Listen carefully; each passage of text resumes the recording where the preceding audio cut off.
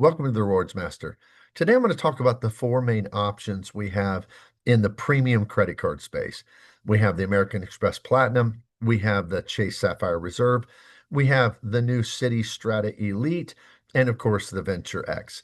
And I want to talk about them from the perspective of a person who's a high spender.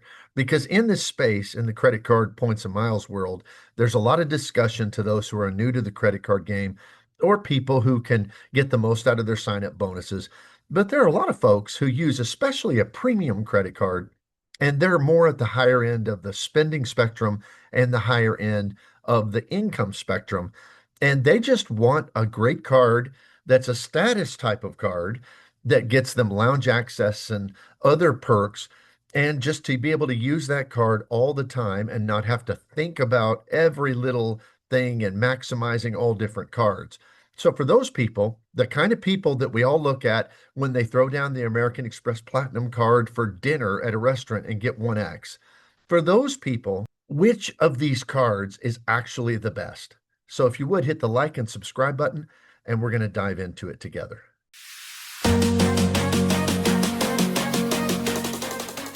Okay, for the purpose of this video, there's several factors that we need to consider as I dive into this evaluation. First of all, I'm going to consider what each of these cards would mean for a high spender, high income person.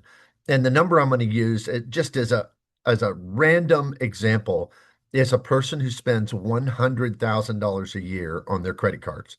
Now, in that, I'm going to break it down into several different categories of spending because these cards have different multipliers in different categories. We've got airfare, dining, grocery, gas, transit, hotels, streaming, and general. And so we're going to look at what the earnings are on each card in each of those. And if a person spent 100 grand on their card in a year, what would be their final rewards? The other thing that is kind of a factor we're going to look at is we're not going to consider things like what airport lounge access they get, because all of these cards give some form of airport lounge access. They're premium cards. We're not going to look at what all their different credits are. There's kind of two different flavors. There's massive credits that take massive effort on both the CSR and on the American Express Platinum. And then there's less credits that take less effort on the other two that are considered here, the Sapphire Elite and the Venture X. So that won't be the factor that we'll look at either, because they all kind of tend to work a little bit differently. But really, people who are high income, high spenders, they might not want to worry about that quite as much. They just want to be able to throw down that card everywhere and in every place. So if that's the case, then which card is going to bring out the most rewards just for that high spender who's not using a trifecta or using other cards to accentuate, who's just using their premium card, their top dog card, their card that impresses people every single time for every single purchase.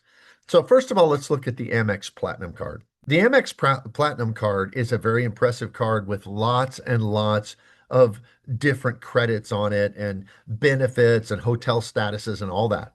And so that's all great. But when it comes to just spending on the card, all it really gives is 5x on airfare and 1x on everything else. And how I broke it down is in our fictional $100,000 spending on a single credit card in different categories is spending on airfare about $6,000 a year, $500 a month. And then we look at dining at $750 a month, which comes out to $9,000 a year. Then after that is grocery at $1,000 a month, $12,000 a year. Gas, $500 a month, that comes out to $6,000 a year. Transit, $250 a month, that comes out to about $3,000 a year. Hotels, $300 a month, that's $3,600 a year. Streaming, $100 a month, that's $1,200 a year. And then everything else would be in a general spending category, which comes out to $59,200 a year in general spend. So for the Amex Platinum, since it only earns an elevated multiplier, 5x on airfare, that means it would earn 30,000 points in that one category.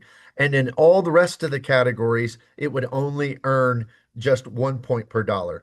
which brings out its total earnings for the year to 124,000 membership reward points. Now, the Chase Sapphire Reserve is a little more nuanced because it has more elevated categories.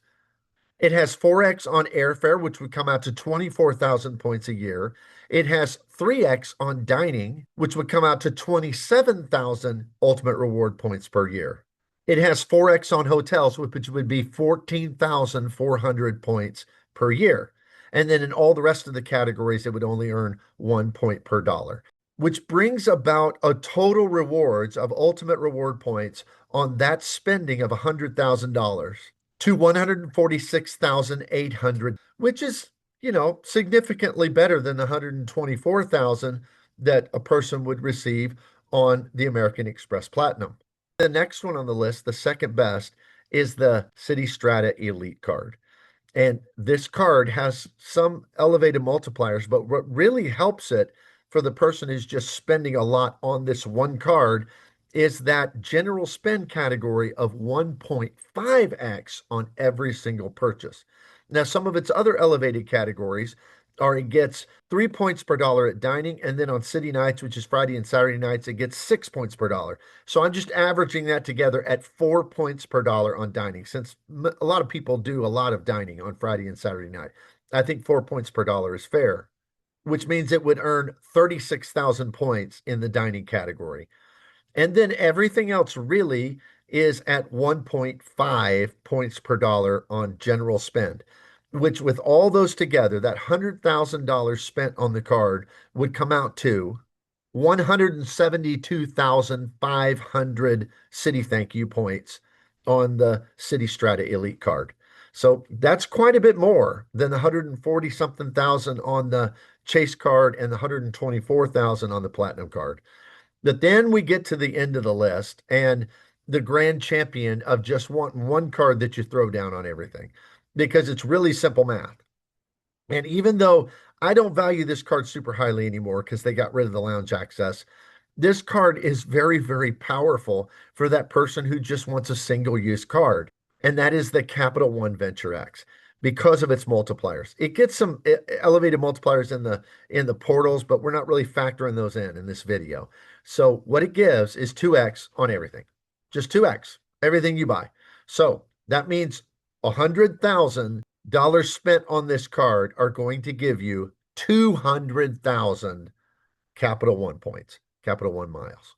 So I think that's kind of speaks for itself.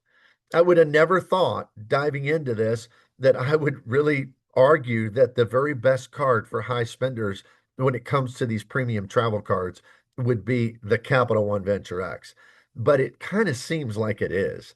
It is a card that if a person doesn't want to mess with it and they just want to throw down their premium card everywhere for everything and not have to put a lot of brain power into it, the Capital One Venture X earns more than all the rest.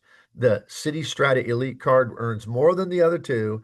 The Chase Sapphire Reserve earns more than the Platinum. And in last place would be the Platinum because the Platinum card, frankly, if you're not going to use it in a trifecta, it's a really terrible card for how a lot of, high income people use it, which is just throwing it down and spending for everything. If you're going to do that, use the Venture X. It's the best one. Tell me what you think in the comments below. I know that most of us probably aren't this kind of person that has that high level of spend, but there are a lot of people that are. And it's just interesting that some of those people seem to use the worst card for that. And oftentimes they could get much, much more if they'd switch over to the Venture X. Let me know what you think down below. Hit the like and subscribe button, and I'll see you here next time.